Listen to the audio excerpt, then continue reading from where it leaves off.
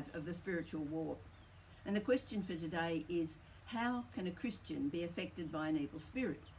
I said yesterday, a Christian cannot be possessed, but we can be affected. Now, there are 3 ways in which a spirit might affect our lives. And one is through our family line. It's possible that an ancestor has done something which has enabled a spirit to come in and affect the family. Now, this isn't very prevalent, but it does happen.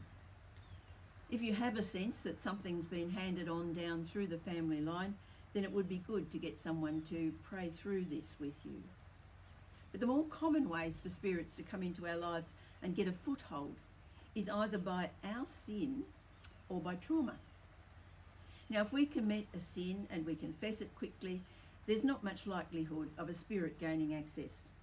But if we're continually doing something that's disobedient to God, it's like an invitation to an evil spirit.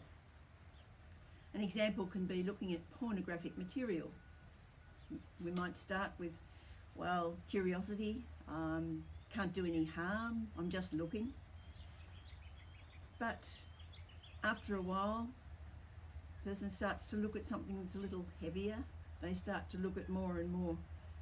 And over time, it grows to the point where they might want to stop. I don't like what I'm doing, but I can't stop.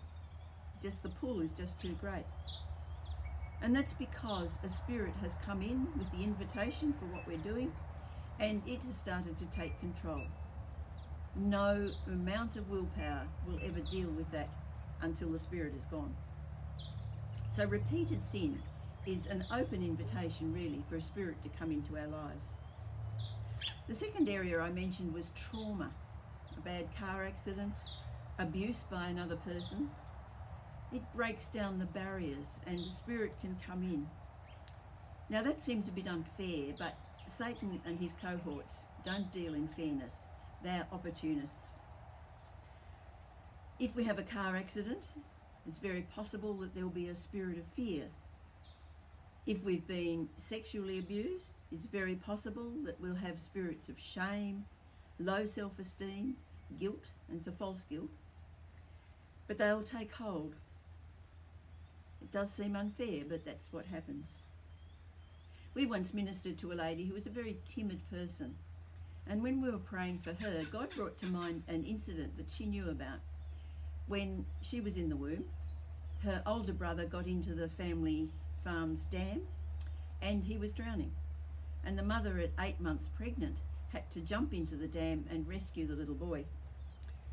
Now the fear of the mother as she had to do that transferred to the baby in the womb. We prayed about that and we sent the spirit away, and she changed dramatically to the point where neighbours came in to visit her, didn't know anything about what had happened, but they looked around and said, "Oh wow, have you repainted or something?" They were just picking up there was a totally different atmosphere in the house. One of the gifts of the Holy Spirit is discernment of the presence of spirits. We need to work always in the power of the Holy Spirit if we're going to deal in this area. Tomorrow we'll talk about how we can deal with evil spirits that we might have discerned to be present.